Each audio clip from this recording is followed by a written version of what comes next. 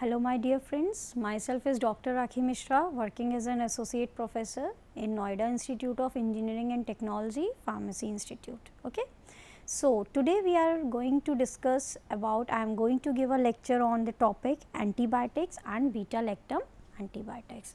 The part 3, because in the initial part 1 I have discussed about what are antibiotics, what are beta-lactam rings. In the part 2 I have discussed about what are penicillins, and in this part 3 I am going to give you a brief introduction with the mechanism, with the structure activity relationship of cephalosporins, because I have told you that there are various examples of beta-lactam antibiotics, and under those examples the first example, that is penicillin, we have already discussed, and here the cephalosporins are there. Cephalosporins are also a class of beta-lactam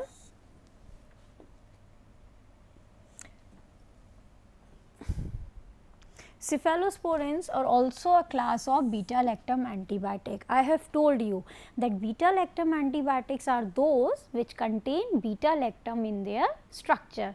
What is beta-lactam?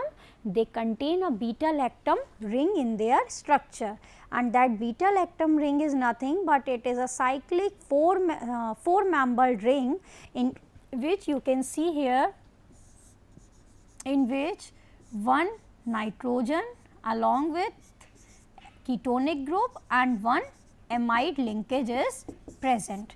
So, if all these three things are present in a four-membered cyclic structure, then it is beta-lactam, right. So, beta-lactam ring, if anything, if the antibiotics contains the beta-lactam ring, then they come in the category of beta-lactam antibiotics. So, what are cephalosporins? They are a class of beta-lactam antibiotics which is originally derived from the fungus Acremonium. What is Acremonium? This is Cephalosporium acremonium. This is again a fungus. You have seen that penicillin is derived from a fungus Penicillium notatum, and the cephalosporins are derived from a fungus Cephalosporium acremonium. The full name of that fungus afterwards becomes Cephalosporium acremonium. Firstly, it is known by the Cephalosporium, but later when the fungus is derived, then the whole name becomes Cephalosporium acremonium, and from this Cephalosporium acremonium these cephalosporins are derived, and together with cephamycins they constitute a subgroup of beta-lactam antibiotics, and which are called cephams. Cephalosporins were discovered in 1945 and were first sold in market in 1964. Cephalosporins are a large group of antibiotics which are derived from a mold Acremonium, which is previously called Cephalosporium. Now, the chemistry of cephalosporins. See, if we deal or if you discuss about the chemistry of any antibiotic, of any molecule, then a very easy trick for discussion of the chemistry is you draw the structure of that compound, of that molecule, and whatever things are present in this structure, all these things are essential. Essential means all these things constitute together the structure of that particular compound. For example, here we are discussing about cephalosporins, right. So, what we have observed, that it is composed of again two rings, A and B. The B ring is what? It is beta-lactam ring, and the A ring is what? Dihydrothiazine ring, right. So, when we compare the structure of penicillin, what you observe? The penicillin is having this kind of structure, CH3, CH3, COH, NH, COR. You can see here the difference. If we start numbering from here, 1, 2, 3, 4, 5, 6, 7. If I start here 1, 2, 3, 4, 5, 6, 7, 8. This is the difference, that this penicillin is 7-membered and this cephalosporin is 8-membered. This is the difference, कि penicillin is 7-membered compound, while this cephalosporin is an 8-membered compound.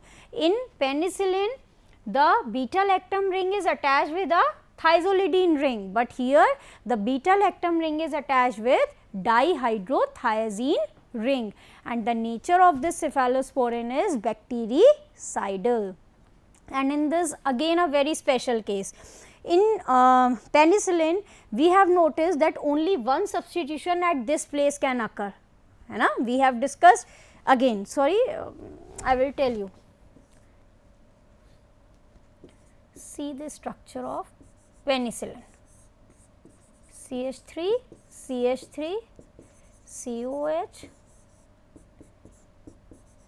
NH, COR.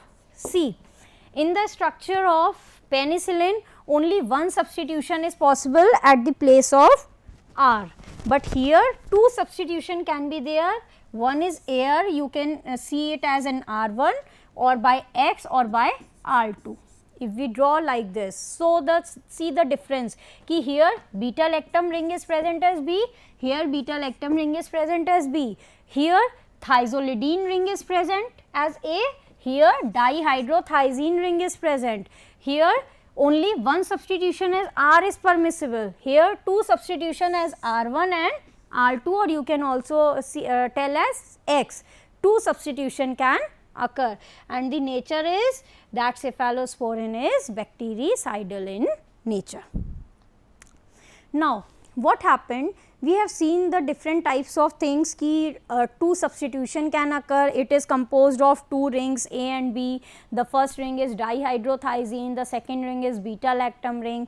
The thing is, suppose we have classified penicillins on the basis of their production ki natural, semi-synthetic, they are acid resistant, they are beta-lactamase resistant, they are penicillinase resistant, and here we have classified these cephalosporins into 5 generations. Now you will ask that what is the meaning of these generation? See, initially first generation is there in the market. The examples of first generation is cefadroxil, cefazolin, cephalothin, right? They are active against both. This is very important part. See carefully, gram positive, gram negative. Okay. Means first generation cephalosporin is active for both gram positive and gram negative, but we compare its efficiency, but when we compare its efficacy, what is found? It is affecting far more for gram positive and a little bit action against gram negative.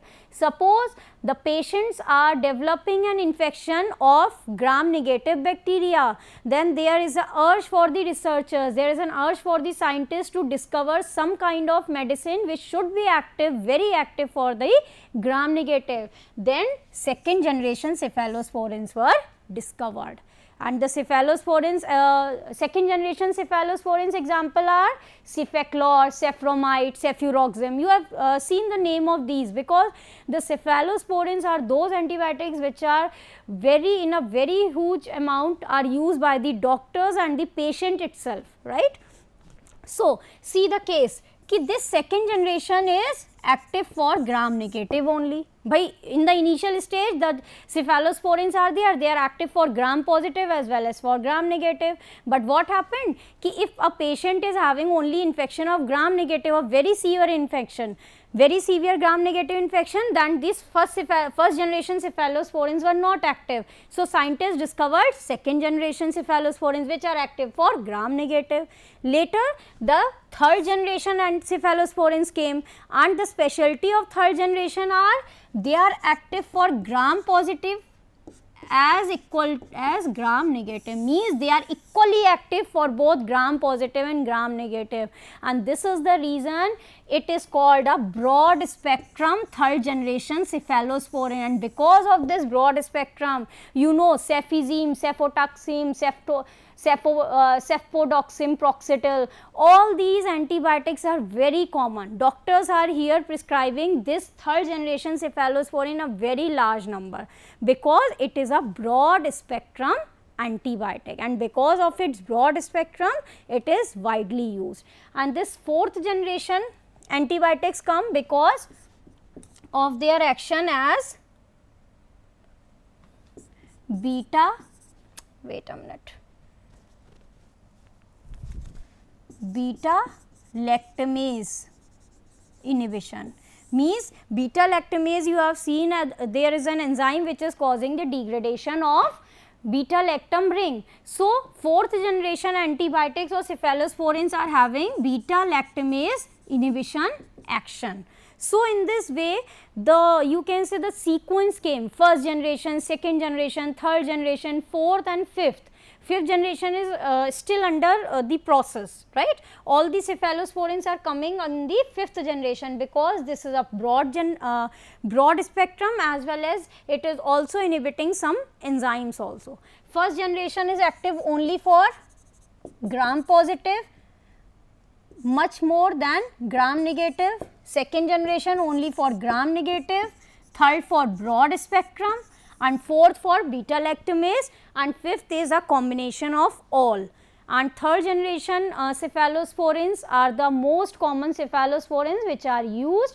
So, in all the 5 generation, in all the 4 generation, you came to conclusion that only second generation, this is a very important term, this is a very important point for if you ask for any MCQ type exam, either GPAT or your AKTU exam, if it is in the form of MCQ, then it is a very important point.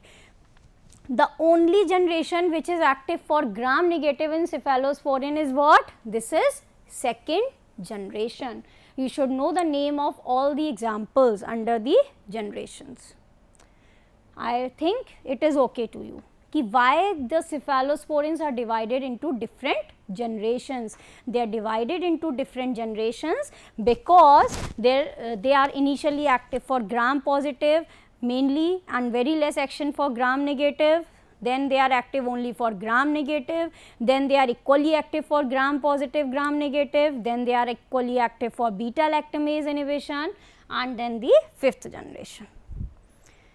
You can see here the examples of cephalosporin. We have seen that two you can say substitution can possible, R1 and R2. If R1 is this and R2 is this, the example is ceftriaxone. If R1 is this, R2 is this, then it is a cefazolin, the brand name is Capzole. If it is like second generation, the R1 is this, R2 is chlorine, then it is Cefaclor. Means I have shown you different examples, different substitution which can occur in the basic ring of cephalosporins at the place of R1 and R2. Third generation cefizime, you can see ki if R1 is this and R2 is this, then it is cefizime by the brand name of Duricef. In the fourth generation, if the substitution in place of R1 is this and R2 is this, then it is cefepime by the brand name of Maxipime, right. These are the structure of different types of cephalosporins of different generations. Then mode of action. See, it is a beta lactam antibiotic. I have told you that beta lactam antibiotics are those which inhibit the cell wall synthesis. So, as we have discussed about the penicillin, same is the action for cephalosporins. They are bactericidal and have the same mode of action as other beta lactam antibiotics such as penicillins, but they are less susceptible to degradation by the enzyme penicillinases. Okay. So, they disrupt the synthesis of peptidoglycan layer of bacterial cell wall, as I have told you about the penicillin also, ki it stops the synthesis of cell wall because it is interrupting with the cross linking of peptidoglycans. The peptidoglycan is important for maintaining the close knit structure as well as for the integrity, right. And the final transpeptidation step in the is facilitated by transpeptidase enzyme, and because it inhibits this transpeptidase, it is also causing the cell wall synthesis inhibition, and this transpeptidase enzyme is having a penicillin binding protein, and at the same point it is also acting. Try to understand.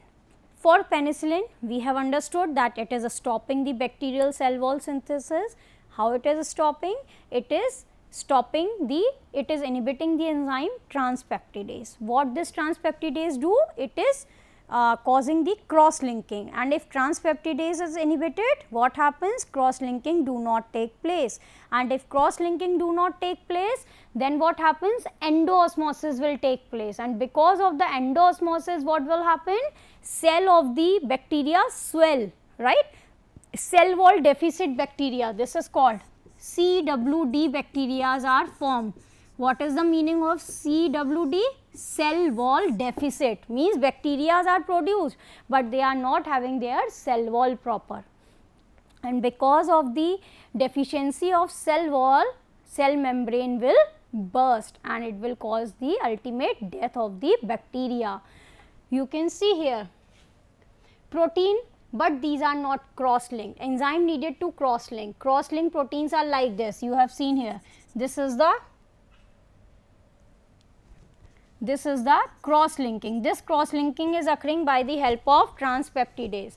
What cephalosporin do? It goes and causes the deactivation of this enzyme, and because of this deactivation of this enzyme, cross linking do not take place, and because cross linking do not take place, it causes an effect that is called bactericidal effect. See, it is very simple that it is transpeptidase, it is also known as protein binding protein. Cephalosporin goes and bind to this enzyme. Then what happens? Failure of cross linkage occurs. Peptidoglycan synthesis do not take place. What types of peptidoglycans? I have told you in my earlier lecture, NAM and NAG. What is the full form of NAB? N-acetyl muramic acid. What is the full form of NAG? N-acetyl glucosamine, and because of it, bactericidal effects takes place. I hope you understood the mechanism. Now, a very important part, structure activity relationship of cephalosporin. Before, I have told you in my earlier lecture also that if you are interpreting the structure activity relationship, then the structure should be in front of you. Whatever things you are observing in the structure, those are the things which make that structure of that cephalosporin or any molecule, right? Now, at the first place you are seeing sulfur, second place substitution can occur, third place substitution can also occur, fourth place carboxylic group, fifth place nitrogen, sixth place linkage carbon-carbon, seventh having an amide linkage, eighth having ketonic group, and in the amide you can see here acylamine substituents can take place. We will discuss one by one.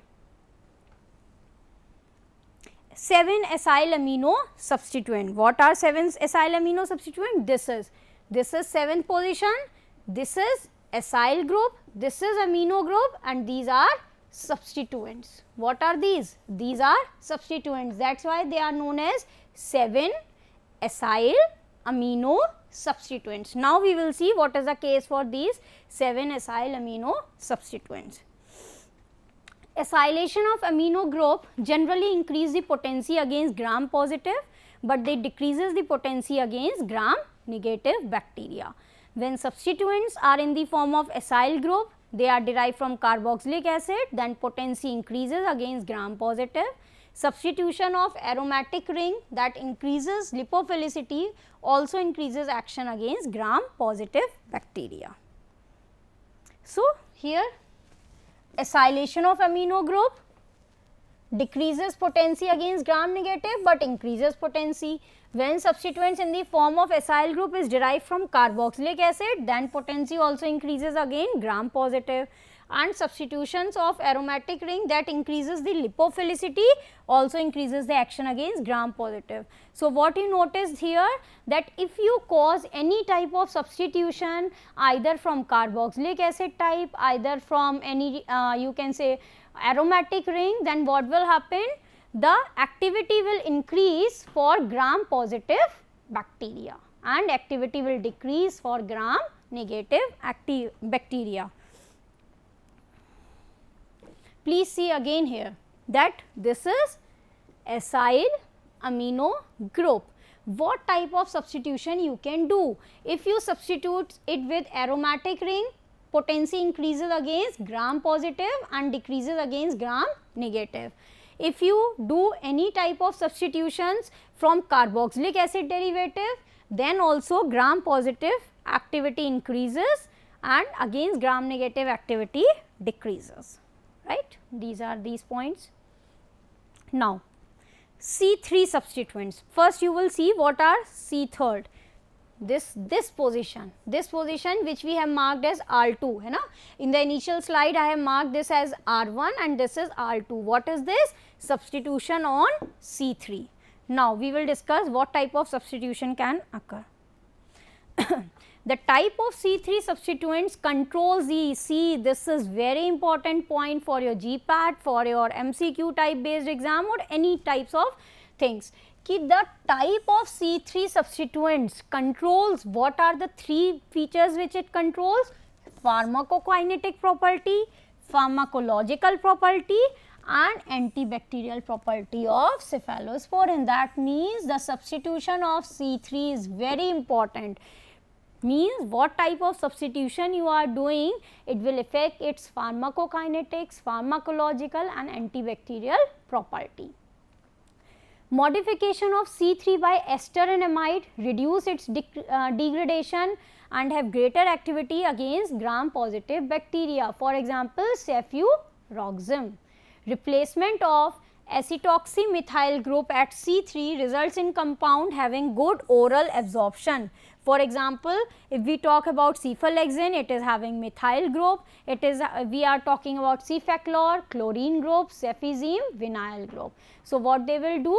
They will result in compound which is having very good oral absorption. So, you can see here ki it is reducing the degradation, greater activity against gram positive and it is also influencing the oral absorption of the compound. What three factors, what are the things which it is controlling? The type of C3 substituents. C7, first you will notice what is C7 here, it is C7. At the C7 what is this? NH group is there. Now we will see what is the importance of this substitution. C7 substitution, diagram is also here. This is C7. Substitution at C7 confirms hydrolysis of cephalosporins by beta lactamases. Bhai, I have told you कि beta lactamase degrade this kind of bond. So, what type of atom is here? It will control the degradation of beta lactamases. I have told you in the slide of penicillin also कि if we replace, if we substitute some bulky groups, then what will happen? They will provide some steric hindrance, right. So, and because of that steric hindrance, it will reduce the degradation by beta lactamases. Similar thing is there here also. Substitution at C7 confirms hydrolysis by beta lactamases. Beta lactamase resistance is due to steric hindrance at 7th position because of 7 alpha methoxyl group, means because of the higher bulky group, because of the presence of alpha methoxyl group, these things are sterically hindered and because of the sterically hindrance, this is not hydrolyzed by beta lactamase enzyme. Okay. Other substituents, see other substitution are oxidation of ring sulfur in cephalosporin. If we oxidize this sulfur to sulfoxide or sulfone, see this is sulfur. If we oxidize this sulfur to sulfoxide or sulfone, it will diminish or destroy the antibacterial activity. Again the same point as we have discussed in penicillin, by the modification of 4 carboxylic group, prodrugs are formed which increases its bioavailability and these can be given orally also. The examples are cefuroxime, acetyl. The figures of all the compounds I have told you earlier, I have shown you earlier, right. So, you can see here that the 2 points are कि if sulfur is oxidized to sulfoxide or sulfone, the antibacterial activity is reduced and if any type of substitution is occurring in COH group, then it will increasing its bioavailability also. So, this is about the SAR. The uses of cephalosporins, they are used for the treatment of meningitis, for cure of gonorrhea, pneumonia, and used to treat a wide variety of bacterial infection. Why cephalosporins are used? Because they are having broad spectrum, they are stable to beta lactamase, oral and parenteral preparation can be made, widely accepted, they can be used to treat common as well as very serious infection, and they are having high safety profile. So, this is the end of this lecture, and I thought ki you understood that what are cephalosporins, why they are used, and what is their mechanism, what is their SAR. So, this is the end of this lecture. Thank you.